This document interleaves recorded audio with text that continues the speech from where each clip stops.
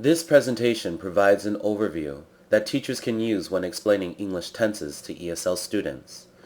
To go to the next screen throughout the presentation, click the forward arrow button at the bottom right corner. Since you can't really do this on your phone, or there are many actual limitations to actually using this, I will do this for you. So we're clicking to continue. And I clicked it, right? What happened? Oh, click. Let me go this way. Okay. Verb tenses are difficult for most ESL students, especially for students whose native languages don't have elaborated tense systems. English has 16 verb tense and aspect combinations. Tense indicates time, while aspect indicates habit, regular repetition, duration, and completion within a particular time. So, present simple, present progressive, past simple, past progressive, which is past continuous, future simple, future progressive, present perfect progressive, past perfect progressive, future perfect progressive, subjunctive form, which is like bare infinitives or past participles. Oh, no, not really past participles, just bare infinitives. The first form plain. Present unreal, which I have no idea what that is. Past unreal, no idea what that is. And mixed unreal, no idea what that means, but present and past. They're so old. Okay, so continuing. Only 10 of them are used frequently, enough to require intensive instruction though. So the ones that died were the past perfect, which does happen once in a while, but they're rare, so that's why they're faded out. So past perfect progressive, future perfect progressive. Subjunctive we actually use a lot. It's just not used often as a verb tense. We use it in sentence structures, but not as a verb tense. So I can see why this is faded out. Mixed unreal, still no idea, but then later I think we'll both understand what these two mean. Okay, so continuing. Time is the first thing to explain when describing the English tenses. In all human languages, time is divided into 3 areas that can be represented on a timeline. Now, the current moment. Past, time before the current moment. Future, time after the current moment.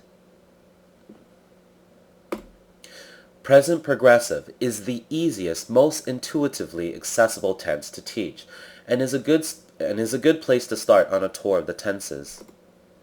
Present progressive indicates action that is taking place at the moment of speaking, now, not in the past and not in the future. For example, he is walking. He is walking means right now he is walking as we speak. Or he is exercising. He is exercising means right now he is exercising as we speak. The form of present progressive is be, am, is, are, plus verb plus ing. Is walking. Is exercising.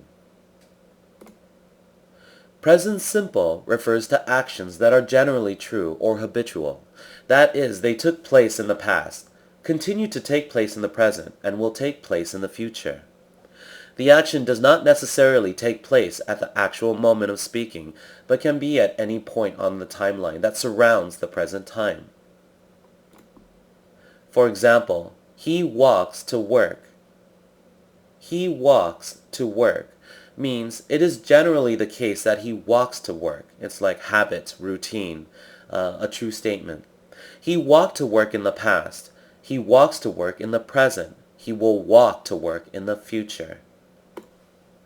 Similarly, he exercises. He exercises means he habitually exercises. He exercised in the past. He exercises in the present. He will exercise in the future. He might very well be sleeping or watching TV at the present moment, but habitually he exercises. He is sleeping. He exercises. The form of simple present is just the bare infinitive without to, marked for a person, and number, singular or plural, one or one plus. So I walk, you walk, he walks, she walks. The past progressive tense indicates an action in the past that is longer in duration than another action in the past. For example, he was walking when it started to rain. He was walking when it started to rain.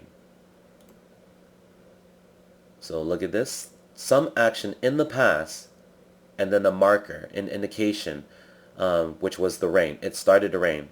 So during that time it started to rain.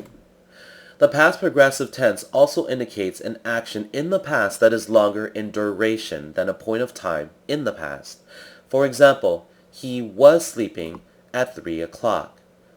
So his action of sleeping was occurring during the time of 3 o'clock, or during that period of time. So you need a marker to use past progressive. He was sleeping, so again, past tense of be verb plus ing, and then a marker at 3 o'clock or when it was raining. The form of past progressive is again past tense of be plus verb plus ing. So was or were, and then walking. In the present progressive tense, a time point or another action is implied in the meaning right now, at the moment of speaking. In the past progressive tense, however, this time point has to be explicitly marked by means of either a prepositional phrase of time, at 3 last night, or a clause of time, when it started to rain in the past. Past simple indicates an action that took place before the current moment, and that has no real connection with the current time. For example, he walked to school. He walked to school. The action took place in the past, is finished, and is completely unrelated to the present. Similarly, the raven flew to Edgar's house. The raven flew to Edgar's house. The action took place in the past, is finished, and is completely unrelated to the present. Tips for students. Any clause or sentence that contains the word ago needs a past verb, simple or progressive. The fox ran away an hour ago. The fox ran away an hour ago. The form of simple past is verb plus ed. Walked. The form of simple past is verb plus ed. Walked. However, as always, students just have to memorize the past form of irregular verbs. For example, fly, the present simple, and then flew, past tense. Run, present simple, ran, past tense. The future progressive tense indicates an action in the future that is longer in duration than another action in the future. For example, he will be walking when it starts to rain. He will be walking when it starts to rain.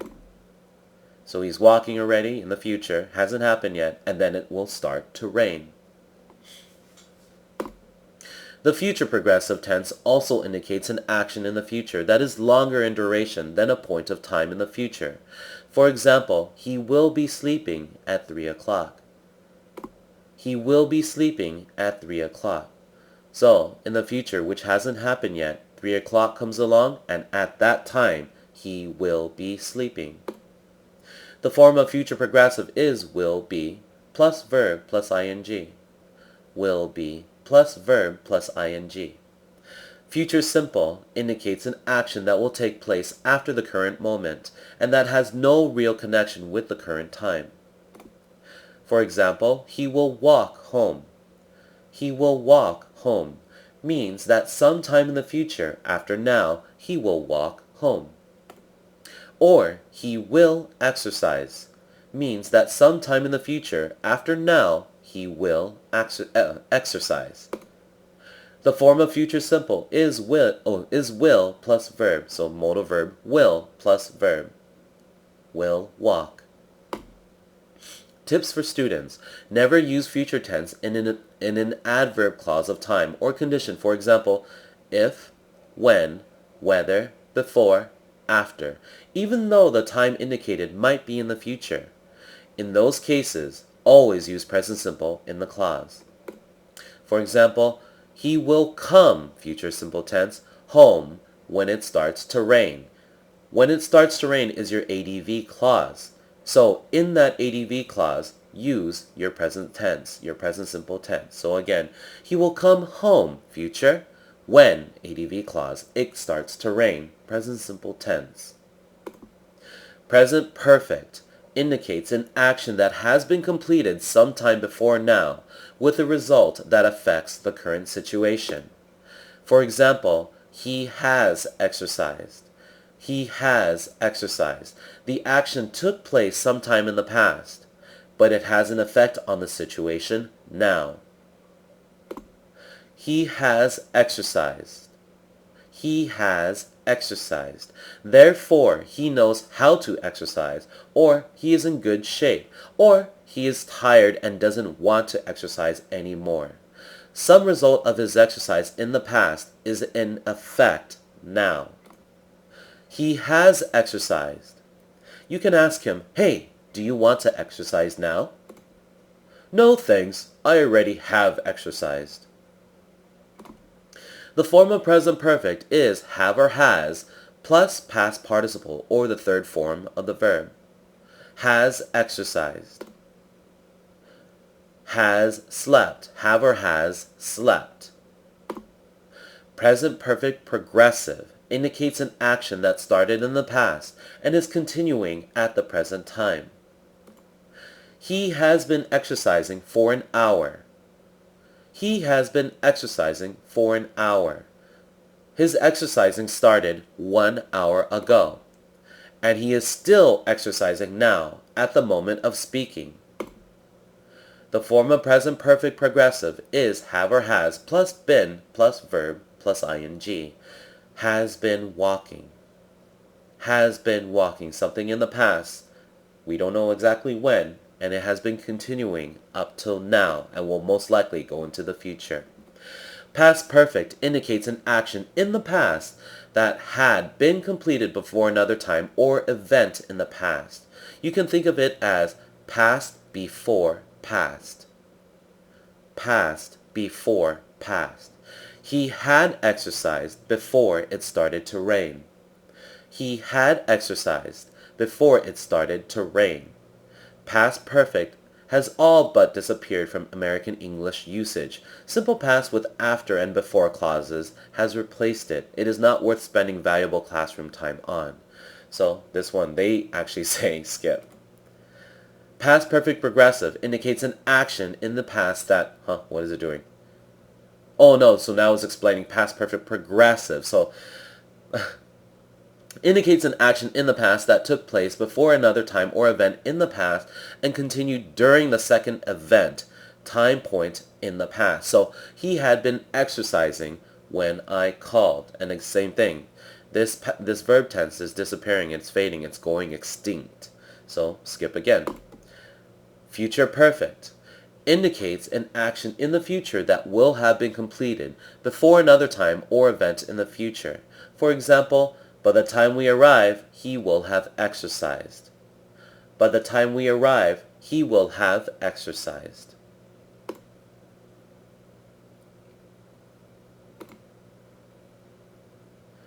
Future perfect has all but disappeared from American usage. Simple future with after and before clauses have replaced it.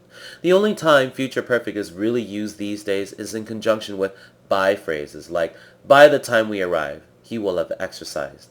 It is not worth spending valuable classroom time on, so this one fading as well.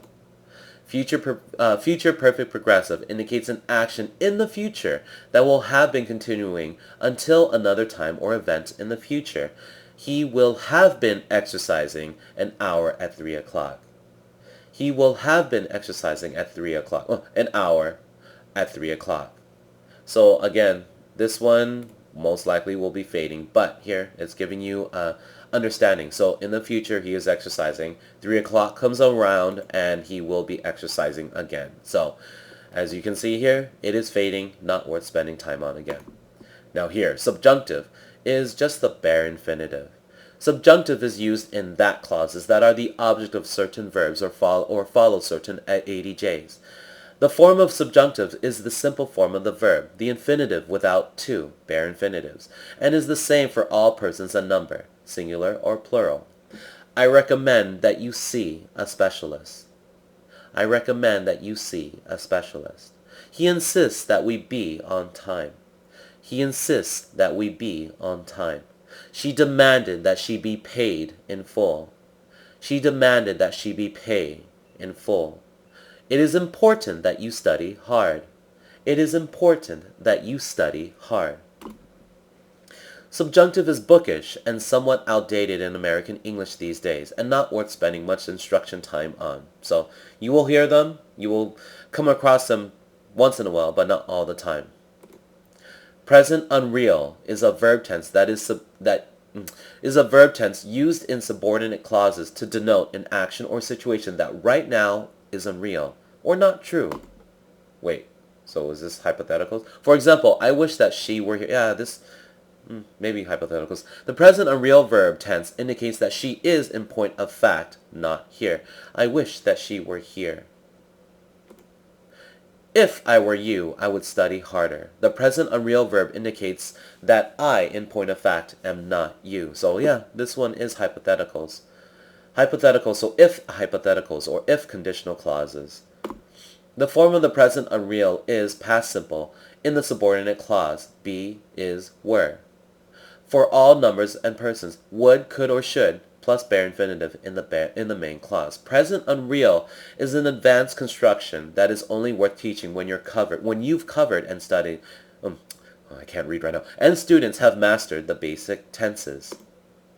Past unreal is a verb tense used in subordinate clauses to denote an action or situation that in the past was unreal or not true. So this is just using if conditionals or if hypotheticals in the past tense. So if PT, would plus bare infinitive, I think.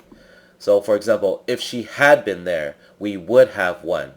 If she had been there, we would have won. So would plus have plus third form. So for example, if she had been there, we would have won. The past unreal verb tense indicates that she was, in point of fact, not there, and we did not win. Similarly, if I had studied, I would have passed the test. The past unreal verb tense indicates that I, in point of fact, did not study and did not pass the test. The form of the past unreal is had plus third form of the verb past participle in the subordinate clause. Would, could, or should, plus have, plus third form of the verb in the main clause. Past unreal is an advanced construction that is only worth teaching when you've covered and students have mastered the basic tenses. Some textbooks refer to present and past unreal as conditionals. Hey, that's what I was saying. However, you can have conditional clauses, present simple in the ADV clause, and future simple tense in the main clause that are not counterfactual. They are conditional, but not unreal. For example, if it rains today, we will call off the picnic. Now it's just saying if PS, then future. Mixed unreal. If I had, do I want to spend time on this? Meh, why not? I'm at the end. Mixed unreal, as its name suggests, includes unreal in the past and unreal in the present. If I had had breakfast this morning, I wouldn't be hungry now. In point of fact, this means I did not have breakfast this morning and I am hungry now. Mixed unreal is rarely used in current American English and is not worth spending valuable classroom time on. As with most things, the key to getting the verb tenses down is to practice them. ESL students need to recognize and understand the meanings of all the verb tenses. ESL students must master at least present progressive, present simple, past progressive, past simple, and future simple. ESL students should be proficient with future progressive, present perfect, present perfect progressive, present unreal, and past unreal. And this is the end. And I'll read this. This presentation is not available in PowerPoint or on any iPhone or mobile devices. So that's why I read it for you. Good luck.